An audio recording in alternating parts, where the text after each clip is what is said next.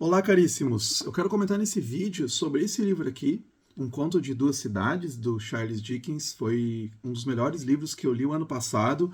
Eu já tinha lido outros livros do Dickens, tá? Eu já tinha lido Uma Casa Soturna, é, As Aventuras do Sr. Pickwick, David Copperfield, Um Conto de Natal, né? Quero ler outros que eu gosto muito. Mas esse livro aqui, né, com certeza está entre os melhores que eu li, inclusive é um dos livros mais cristãos, tá, do Dickens. Já vou explicar por quê. Então, assim, basicamente, o que é Um Conto de Duas Cidades? Né? Um romance histórico, foi publicado em 1859.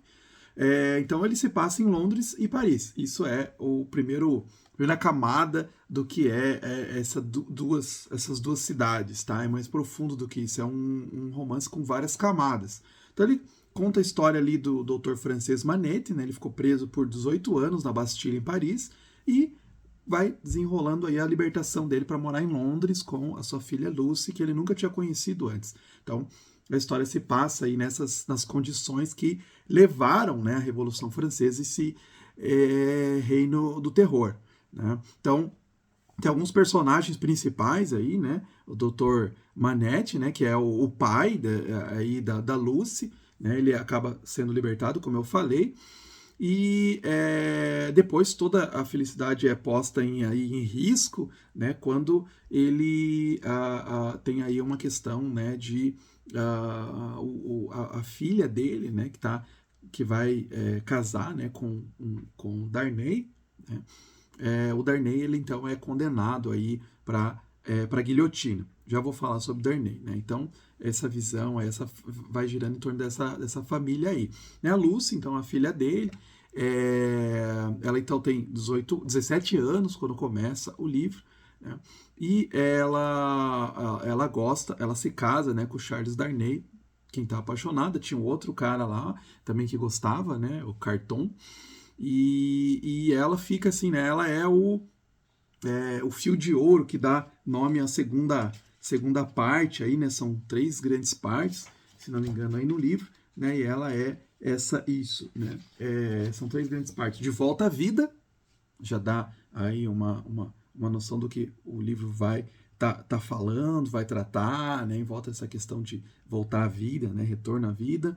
Aí o Fio Dourado, né, a segunda parte, são vários capítulos, e um rastro de uma tempestade no final, aí a terceira grande parte. Né? Então, o Manette, a filha Lucy, né, e aí o Darnay, né, que é o marido, vai ser o marido da Lucy, se apaixona e tal, se casam, né, tem uma filha, e ele é extremamente honesto, né, o Darnay, até que ele vê que ele foge de Paris, né, por uma série de questões da grande perseguição, e uma pessoa ficou no lugar dele. Né, e ele volta lá, porque ele é uma pessoa honrada, ele volta lá e ele é aí condenado, né, porque ele vai fazer parte de uma família nobre, então os nobres estavam sendo perseguidos, né, na Revolução Francesa, e ele volta lá e é sentenciado à morte. Né? E aí a gente tem o Sidney Carton, que vai aparecendo mais para frente no romance, né? Que ele é um advogado inglês, deprimido e apaixonado pela Lucy, né? Mas ele não é muito correspondido, né? E ele se preocupa bastante com ela, né, até que no final ele se torna um grande herói altruísta, aí, né, redimindo toda a história. Né. Não dá para entrar muitos na história, porque tem umas reviravoltas muito boas, é um livro muito bem escrito, eu gosto muito da escrita do Dickens. Né. Aqui deixa eu ler já a abertura para vocês sentirem, eu gosto das aberturas dos livros do Dickens. Né. Você começa a ler, você já é fisgado já no começo. Fala assim, ó: aquele foi o melhor dos tempos. Foi o pior dos tempos. Foi a idade da razão, a idade da insensatez, a época da crença, a época da incredulidade, a estação da luz, a estação das trevas, a primavera da esperança, o inverno do desespero. Tínhamos tudo diante de nós, não tínhamos nada diante de nós. Todos iríamos direto ao paraíso, todos iríamos diretos ao sentido oposto. Em suma, a época era tão parecida com o presente que algumas das autoridades mais ruidosas insistiram que ela fosse recebida, para o bem e para o mal, apenas do grau superlativo da comparação.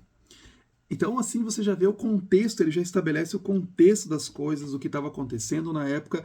O Dickens, ele era um crítico muito voraz da sua época, não só da Revolução Industrial, dos impactos da Revolução Industrial na Inglaterra, que são muito presentes nos livros dele, mas também aqui ele está falando da Revolução Francesa, que não fica muito atrás, né? Às vezes as pessoas, a gente olha assim, né?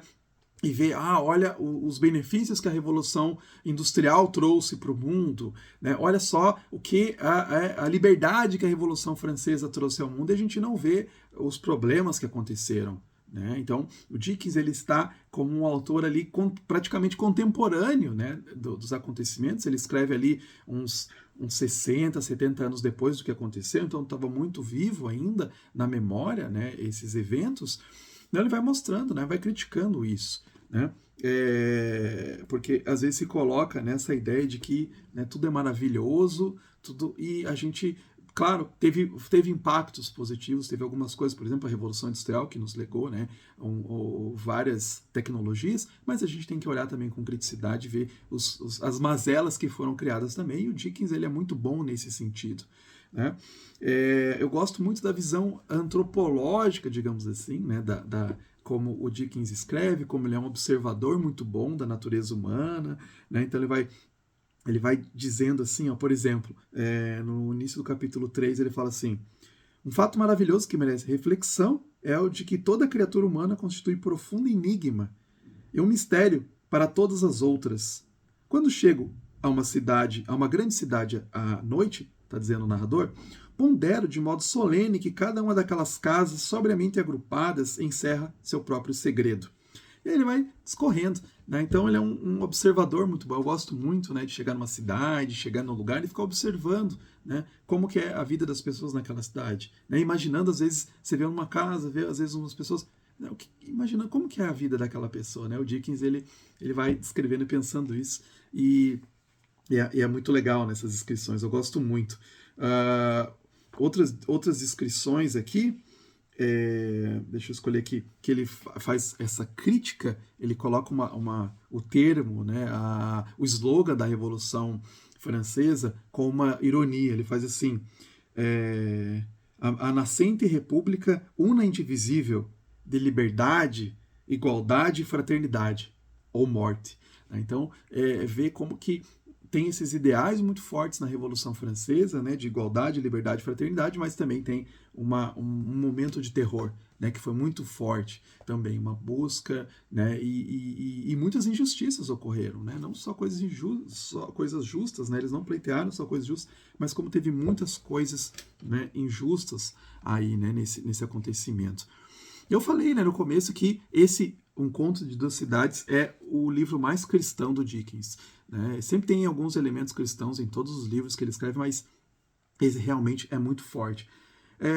E também eu falei, né, eu já vou comentar mais sobre isso, essa questão de O Conto de Duas Cidades, uma ideia de duas cidades é bem forte no cristianismo, né? Desde Agostinho, né, a cidade dos homens e a cidade de Deus, né? Então fica essa contrapartida dessas duas cidades. E também é recheado de imagética cristã, é recheado de elementos cristãos essa obra. Tem um artigo que eu recomendo muito, que foi publicado pelo Paul Krause naquele site The Imaginative Conservative, e se chama, o título do artigo é A Tale of Two Resurrections. Tá? Eu recomendo demais, vou deixar o link aí para vocês lerem, que examine esses elementos, né? O Paul Krause, ele fala que Um Conto de Duas Cidades é um triunfo da imaginação literária cristã, né? Porque tem os elementos de pecado original, culpa de sangue, sacrifício, amor, ressurreição, estão tudo muito forte, muito presentes nesse livro, né?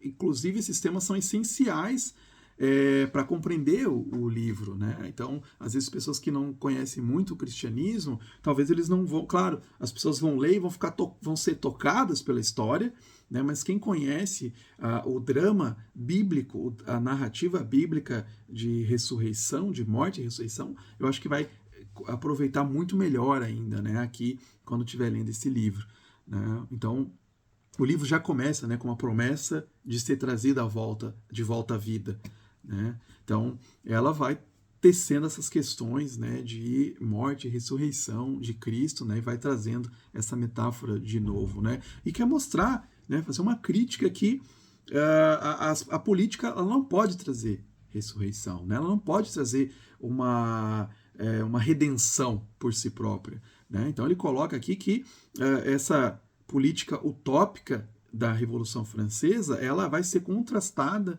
né, com o auto-sacrifício aí na história, né? Então a guilhotina lá como símbolo da Revolução Francesa, né, como um símbolo de uma suposta libertação e renascimento da França, né, purgando os pecados do antigo regime, ela na verdade só pode conceder morte ao invés de vida, né? Então a política, as revoluções políticas, elas não podem trazer vida, elas só trazem o quê? Morte, né? Então a gente vê isso na história, inclusive na história do século XX, né, com totalitarismos e tal, né? Então, quando você vê o personagem ali, né, que tem uma redenção ali no livro, você percebe nessa essa vitória, né, de Cristo na cruz, a ressurreição que traz realmente a verdadeira esperança, né? Então, o renascimento, ele não vem através de um braço instrumentalizado da política ou despersonalizado, né? Como a gente vê acontecendo na história humana, né, até os dias atuais. Né? O renascimento ela só é possível através da espiritualidade. Né? Eu acho que isso é a grande mensagem desse livro. Né? Então, assim, para não me alongar muito, para deixar vocês aí com vontade de ler, eu recomendo demais esse livro. Fora um conto de Natal, esse eu acho que é o livro mais curto do Dickens. Então indico, né, depois que você lê Um Conto de Natal, em segundo lugar, ou você pode ir primeiro para esse para conhecer Dickens. Eu recomendo demais. Acho que é uma boa entrada. Né? Se você às vezes fala, é muito comprido os livros dele, né? Você tem grandes expectativas, que é a grande obra-prima e tal, né? É muito pesado, né? A Casa Soturna também, né? Talvez é muito pesado, David Copperfield. Então, recomendo muito começar por esse, tá? Um Conto de Duas Cidades. É um livro muito bonito, emocionante, né? A reviravolta, precisa de uma certa atenção, os grandes clássicos exigem de nós, né, essa atenção, mas eu acho que é extremamente recompensado o leitor ao final desse livro. Então, foi um dos meus livros favoritos do ano passado, 2023, e com certeza é um dos meus livros favoritos da vida e vou retornar a eles, tá? Então, fica aí a dica.